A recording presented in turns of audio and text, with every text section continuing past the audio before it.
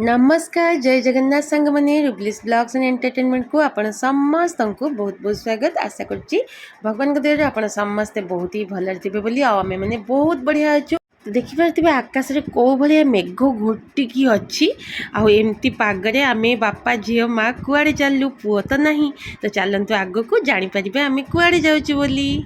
तो फाइनाली आम आसिकी से जगह पहुँची गलु जोटी को आम आसुलु। तो यहाँ देखिपे ITAR शिक्षा और अनुसंधान लिखाई। तो एक्चुअली ये झीर आडमिशन आज हबार अच्छी तो आम मैंने आसीचु। पुओ स्कूल जाइला स्कूल आसनाला आमको तो आडमिशन आसबार ही थिला। मत भी से दिन बहुत ठंडा होता मु न जाइले भी किसी सेमती मोर किसी कम नाला किंतु मत झीर कॉलेज देखा इच्छा थिला तो से आसती। मामून फाइनाली आज आडमिशन हम फाइनाली मु कॉलेज देखी जा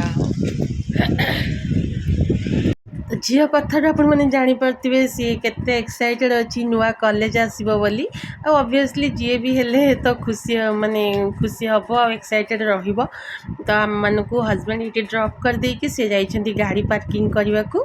तो सामने जो बिल्डिंग अच्छी से बिल्डिंग रे ही झीर एडमिशन हम तो सेठू आम ए जाऊँ।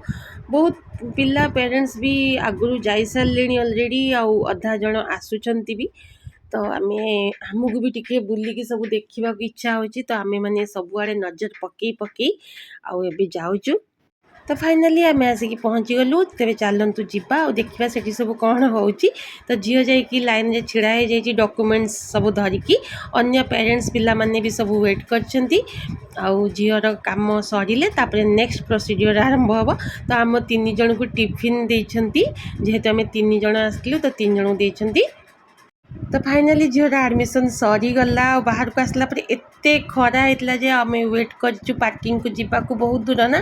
तो आम गोटे गाड़ी को वेट करचु गाड़ी अच्छी कॉलेज तरफ तो पार्किंग जीवाई। तो आम मैंने जाऊँ ये सब है बॉयज हॉस्टल बहुत सारा हॉस्टल्स अच्छी बहुत बड़ एरिया माने पार्किंग को जीवाक भी बहुत दूर। तो से कॉलेज तरफ गाड़ी व्यवस्था अच्छी तो पार्किंग पाखु जी जी नहीं से छाड़ी दौथा। तो ये देखो एबे भी आकाश में खरा होची पुणी मेघ भी अच्छी।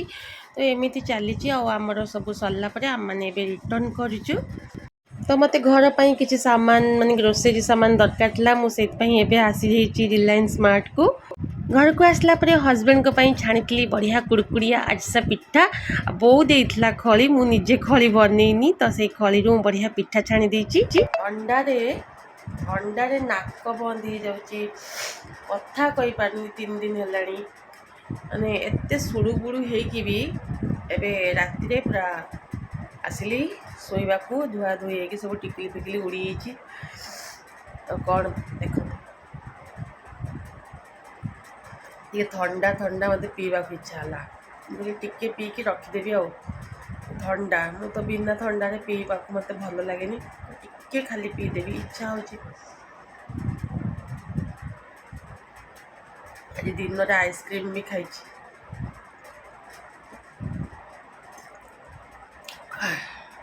टिके कौन पीमा आ 10 टंकिया येटा केटार अच्छी जे टिके पीकी टिके रखे।